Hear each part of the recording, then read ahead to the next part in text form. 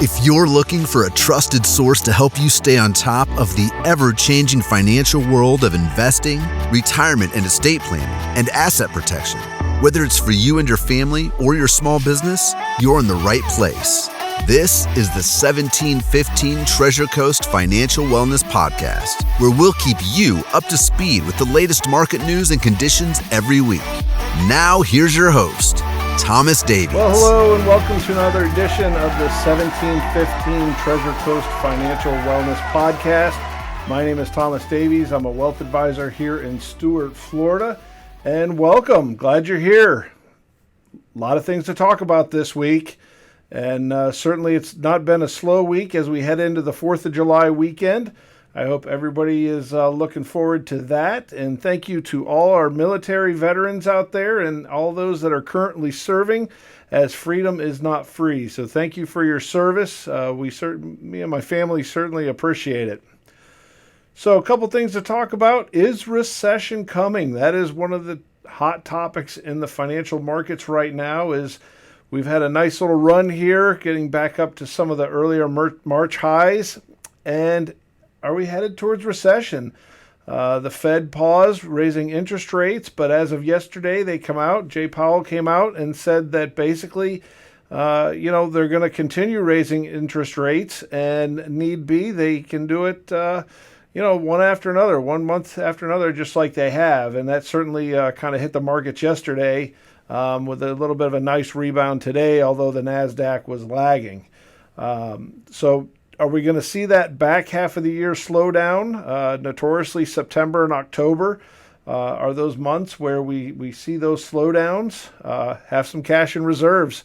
That's going to be your best bet. I've talked about asset allocation last week, and certainly having a little bit of cash in the coffers if we do get that slowdown or mid-September rocky point there in October or September. We will have some cash to go after some of those stocks that have ran up and, maybe get them at a little lesser price. Other big news today, all 23 banks survive and pass the Fed's 2023 stress tests. That is important, as we've talked about in the past with SVB Bank failing. We haven't heard too much talk in the financial news about banks failing, although, believe it or not, banks fail every day. For the most part, there's certain banks that just about every day, not every day, but there are banks that fail and they make bad decisions. But that's pretty good news that the big banks all passed those stress tests, and that's great to hear. A lot of the firms right now are bracing for a mild recession and a short-term downturn. That seems to be the talk. The recession fear is out there. Certainly waiting to see as all these interest rate hikes hit the common marketplace. As I mentioned before, everything's expensive. Going out to eat, one of the large CEOs said that his recent polls are showing more people are eating at home. Listen, it's expensive. Everything's expensive to go out to eat. Chicken wings, unbelievable. More than $1.25, $1.50 a wing if you go out for one chicken wing. So anyway, as most people are going to probably eat a lot of chicken wings this weekend. More news: BlackRock comes out and joins the AI mania. Calls it a mega force. We've seen this big run in the technology sector really rallying around AI. NVIDIA, to name just one of the few stocks that have really benefited from AI. BlackRock has gone overweight in AI, saying that companies can be sitting on gold mines of data, and the AI is going to be able to bring all that to the forefront. And so it's pretty positive and pretty exciting that the world's largest fund manager comes out and says that AI is going to be the way of the future. When is Cyberdyne going to be built? That's the next question. Morgan Stanley comes out, says commercial real estate will crash harder than during the financial crisis. For those of you that either didn't know or don't remember, Morgan Stanley defaulted on 3 buildings out west during the financial crisis. So they know all about it, and that's a pretty bold call. Although that work from home, I don't think it's going away. More people are happier working from home, whether it be 2 days a week, 3 days a week. Companies are seeing that employees are just as productive or even more productive by working from home, and certainly that's going to hurt the commercial real estate sector. I would watch New York City. It's one of the number 1 cities in the world for commercial real estate. So those are some of the news and tidbits of the week. I hope you found that interesting. And if you have any questions on any of that stuff, please give me a call. My news is on all day, so I listen to the broadcasts, and then that's probably one of the most things that I do here is listen to the news and take day in and day out what's going on so my clients don't have to. Moving forward, let's talk about tax planning. Yeah, tax planning, crickets, right? No, tax planning is today's subject, and it's probably one of the most important things that investors can do is plan for their taxes, whether it be through investing or any other medium, and it's just something that you really got to think about. So taxes actually are pretty simple and somewhat easy. It's either pay me now or pay me later. That's how taxes work. You either pay them now or you're going to pay them later. With that in mind, try to remember that and when you're saying, is this a tax smart move? And am I paying the tax now, or is this something I can pay tax on later? So the first step that you want to do is organize your financial documents. Get everything in order from your personal to your business. Have everything in order. Have a budget and have everything in order. That way you have a great financial picture of everything that is going on in your financial life, and you have basically just a clear picture of your financial situation. Once you can start exploring the various tax strategies. So what are some of those tax strategies that I'm talking about? First and foremost, take advantage of the tax advantaged accounts like IRAs, 401ks, annuities. Annuities are another way, to take advantage of some of the tax advantage accounts. That money grows inside tax deferred. So those are some of the easiest steps. Max out your 401k, talk to your financial advisor and see if that makes sense, or at least due to the free match. Contribute to that free match, whether it be 2, 3, 4%. And then if it makes sense and the investments are good inside that 401k, you may want to put more into it. When I was younger, I was told that if I got a 3% raise, to add that 1% of that raise into my 401k. So maybe that's something you can think about if you got a raise this year. Be nice, right?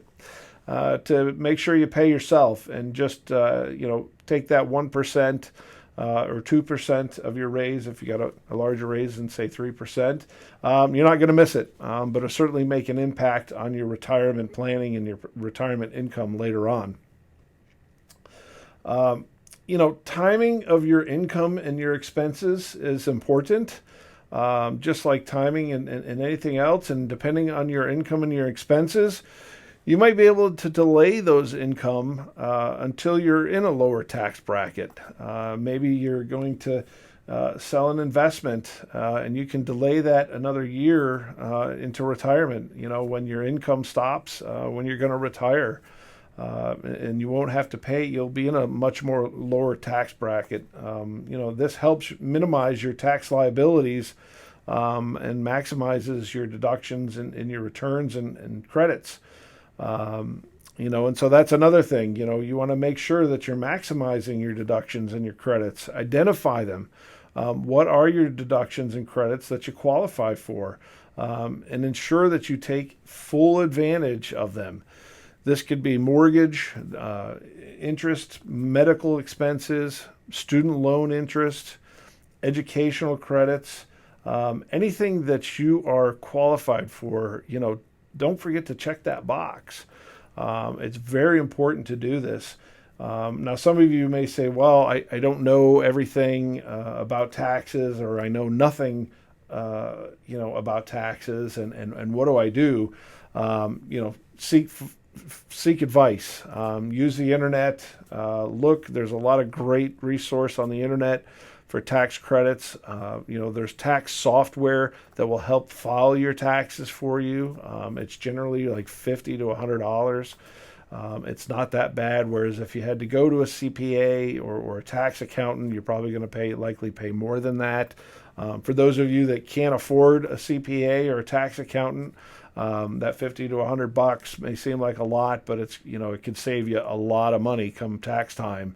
When you go to file, and you get a much nicer return. And the nice thing about some of those software programs is that if you continue with the same one, they update from year to year, and they also update the tax laws. And that's something probably you're not going to sit there and follow as every tax law and tax change that happens. So those are a couple ways to do your taxes, to help with your taxes.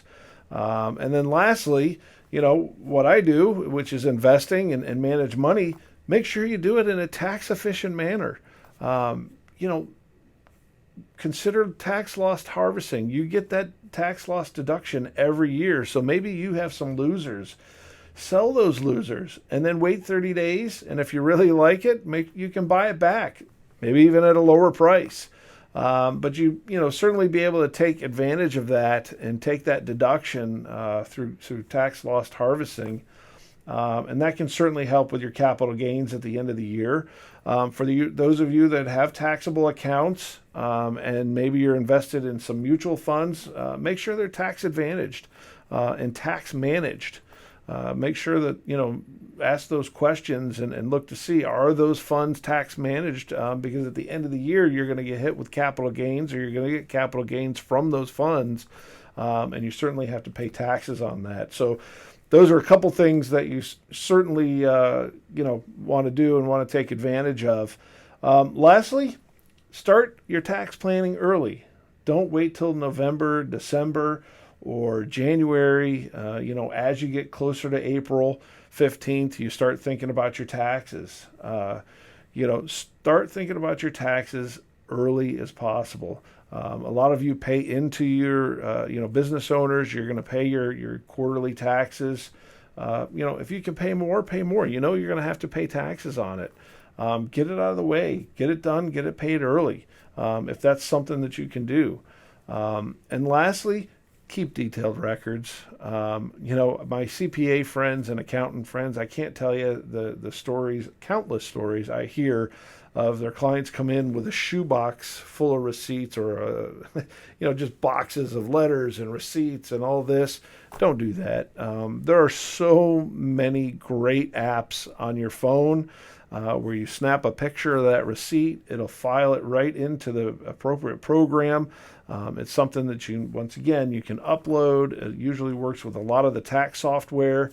Don't just rely on that shoebox of receipts. You're going to drive an accountant crazy or a CPA, and it'll cost you. It's going to cost you more money. So, like I said, there's some great apps. If you're not familiar with them, just search the stores, the online stores.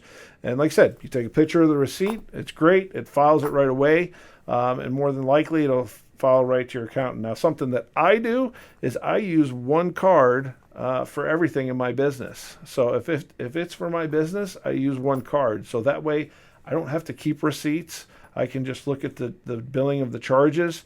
My accountant can look at that one particular statement and get all the charges right there. So that's another thing to do, is just consolidate the accounts down to one account for your business, if you have a business. And that way you can really consolidate everything and keep it simple. So hopefully you found today's broadcast, or podcast, I should say, whether you're watching on YouTube or listening on the podcast, As always, I hope you found it useful. Like I said, some big news this week. AI and ChatGPT just keeps on rolling, and these companies are taking full advantage of it. Once again, I wish everybody a happy July 4th weekend. Thank you for listening.